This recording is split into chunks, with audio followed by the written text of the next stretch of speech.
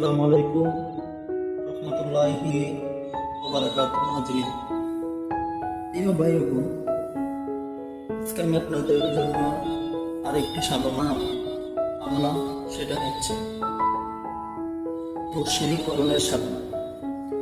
তো আজকের এই সাধনাটা কিভাবে করবেন আমি A to Z আপনাদেরকে আজকের এই ভিডিওতে জানিয়ে দেবো ইনশাআল্লাহ।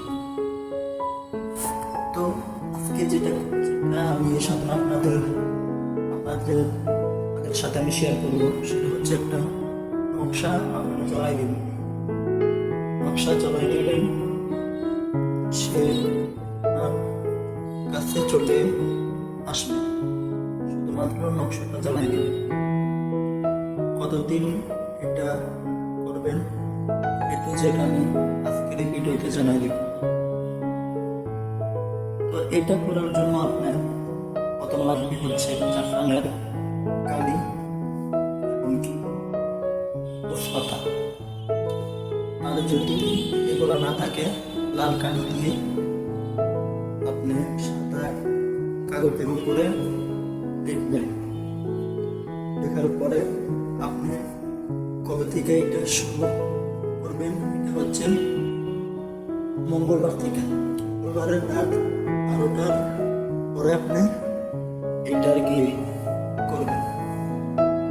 তো যখন আপনি 11 মে চলে যাবেন, এটা এমন একটা জায়গার ভিতরে করবেন যাতে আপনাকে কেউ ডিস্টার্ব না করে, এমনকি বাহিরের কোনো আওয়াজ যাতে রুমের ভিতরে না আসে।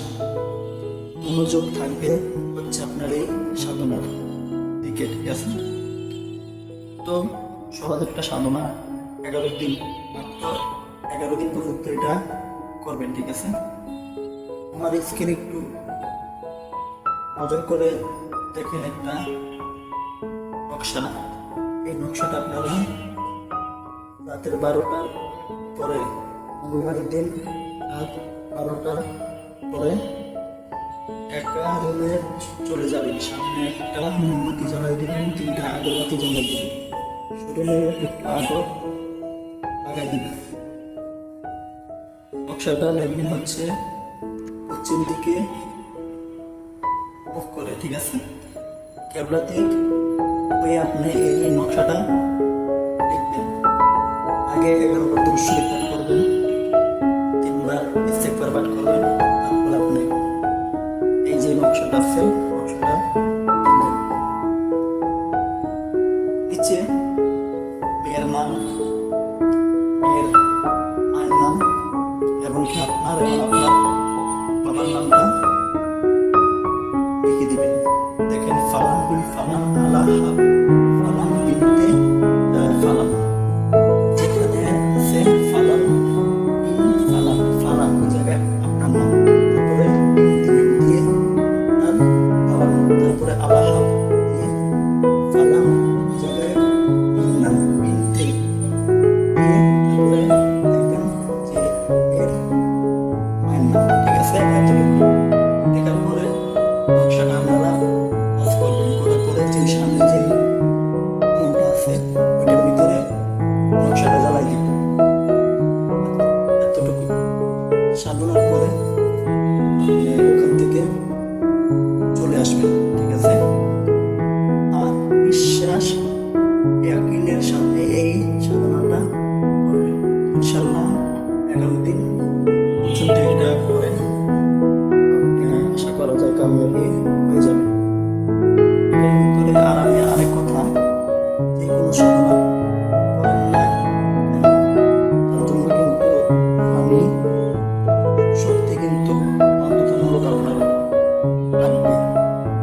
অন্যথায় এসব সাধনা, সাধনা করুন, বশীকরণ বা শত্রুদমন ইত্যাদি যা কিছু আছে না কেন, যদি আপনার রুহানি শক্তি যদি আপনার অন্তরে না থাকে, আপনি এইগুলো সাধনা কামে আসবেন। মাথায় সময় আপনার নষ্ট হবে আর কি। তো করেন আজকের এই রুহানি শক্তি কীভাবে বাড়াবেন, আমার চ্যানেলে রুহানি শক্তি হাসিলের ভিডিও দেওয়া আছে, ইনশাল্লাহ পরে অল্প দিনে রোহানি শক্তি হাসিল হয়ে যাবে আপনার। আর 5 ওয়াক্ত নামাজ পড়বেন, এমনি আপনার অটোমেটিক রোহানি শক্তি হাসিল হয়ে যাবে। ঠিক আছে? তো আজকে দিন খুশি করেন যে এটা আমি দিলাম, এটার জন্য ইজাজত নিয়ে তারপর আপনারা করবেন। ইজাজত ছাড়া কেউ এই কাজের ভিতরে হাত দেবেন না, কারণ এটা একটা পরীক্ষিত একটা সাধনা। এটা একটা পরীক্ষিত একটা সাধনা, কেউ ইজাজত ছাড়া করবেন না। ইজাজত আমি ওই সমস্ত ভাইদেরকে দেব যারা আমার ভিডিওটা সাবস্ক্রাইব করবে, লাইক দিবে, এমনকি শেয়ার করবেন 10 জনের কাছে। ওই সমস্ত ভাইদেরকে আমার মন থেকে আমি ইজাজত দিব। তাহলে আশা করি আপনারা ভিডিওটা বুঝতে পারছেন ইনশাল্লাহ। তো করেন সবাই, তো সকলে ভালো থাকুন। আসসালামু আলাইকুম ওয়া রাহমাতুল্লাহি ওয়া বারাকাতুহু।